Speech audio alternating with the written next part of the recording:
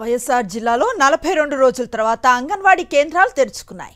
అంగన్వాడీల సమస్యల పట్ల సానుకూలంగా స్పందించిన ప్రభుత్వానికి ధన్యవాదాలు చెప్తూ వర్కర్లు విధులకు హాజరయ్యారు. ఇంతకాలం అంగన్వాడీ సెంటర్లు మూతపడటం వల్ల అనేక ఇబ్బందులు ఎదురయ్యాయని, మళ్లీ ఇలాంటి పరిస్థితి రాకూడదని విద్యార్థుల తల్లిదండ్రులు, గర్భిణీలు అభిప్రాయపడుతున్నారు. మరింత సమాచారం మా కరెస్పాండెంట్ నాగరాజ్ అందిస్తారు. 42 రోజుల సమ్మె అంగన్వాడీ కేంద్రాలు వైఎస్ఆర్ జిల్లాలో ఈరోజు తెరుచుకున్నాయి. మొత్తంగా చూస్తే 42 రోజుల పాటు సమ్మెలో పాల్గొన్న అంగన్వాడీలు కూడా నిన్న రాత్రి ప్రభుత్వంతో జరిపిన చర్చలు సఫలం కావడంతో ఈరోజు విధులకు హాజరయ్యారు.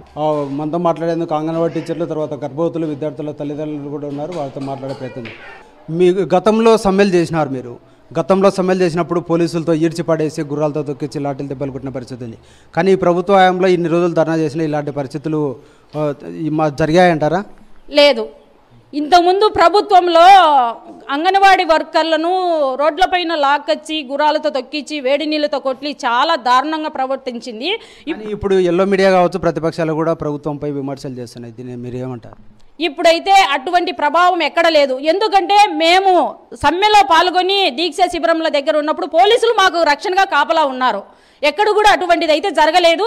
కాకపోతే మేము మా ఆవేశానికి, మా ఉక్రోశానికి మేము లోన్ అయ్యి మాకు ఈ 42 రోజుల వరకు సమ్మె కొనసాగుతూ మాకు ఈ పరిష్కారం జరగలేదని మేమే రోడ్డుపైకి ఎక్కి బలవంతంగా పోతున్నప్పుడు అడ్డుకోవడం, ఆపడము, తోపులాట జరగడం కూడా జరిగింది.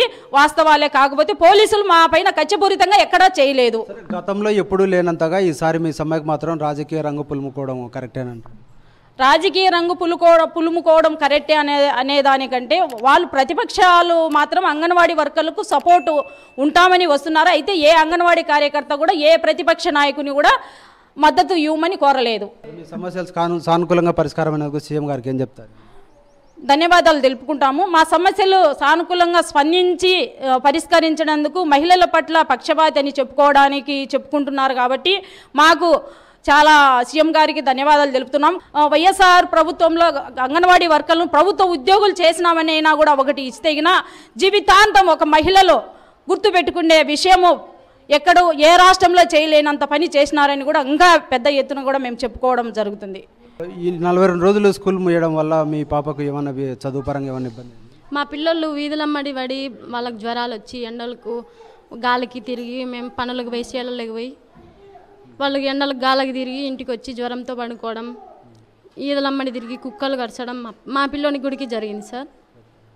ఇప్పుడు ఇన్ని రోజులకు స్కూల్ తెరచడం పట్ల ఏమనుకుంటారు? మాకు మేలే ఉంది సార్. మాకు స్కూల్ తెరవడం వల్ల మా పిల్లలకు బాగా చాలా మేలుగా ఉంది సార్. సార్ చెప్పండి, మీరు గర్భవతులుగా ఉన్నారు. మీలో పౌష్టికాహార లోపం రాకూడదని చెప్పి ప్రభుత్వము ఎన్నో మార్పులు తీసుకొచ్చి మీ మెన్నులో కూడా చాలా పౌష్టికాహారాలు తెరిచిన పరిస్థితి ఉంది.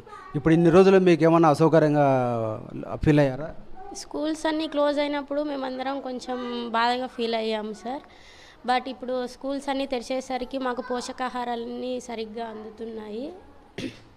అందుకు చాలా హ్యాపీగా ఫీల్ అవుతున్నాం మేము. ఇలాంటి పరిస్థితి ఇంకెప్పుడు రావద్దని కోరుకుంటున్నాం సార్. మొత్తానికైతే ఇప్పుడు ఈ ప్రభుత్వ హయాంలో అంగన్వాడీ సేవలు గర్భిణులకు సౌకర్యవంతంగా ఉన్నాయంట? ఇప్పటికైతే కరెక్ట్గా ఉన్నాయి సార్. మాకు అన్నీ అందుతున్నాయి. కరెక్ట్ డేట్కి అన్నీ అందిస్తున్నారు మాకు అంగన్వాడీ టీచర్స్. ప్రభుత్వం సానుకూలంగా స్పందించినందుకు ధన్యవాదాలు తెలుపుతూనే ఇన్ని రోజులు అంగన్వాడీ కేంద్రాలు మూయడం పట్ల కూడా కొంత విద్యార్థుల తల్లిదండ్రులు కావచ్చు, తర్వాత గర్భిణీలు కూడా కొంత అసౌకర్యానికి గురైన పరిస్థితి కూడా ఎదురైందని చెప్పేసి కూడా అభిప్రాయం అయితే వ్యక్తం చేసిన పరిస్థితి ఉంది. కెమెరామెన్ రామతో నాగరాజు, సాక్షి న్యూస్, కడప.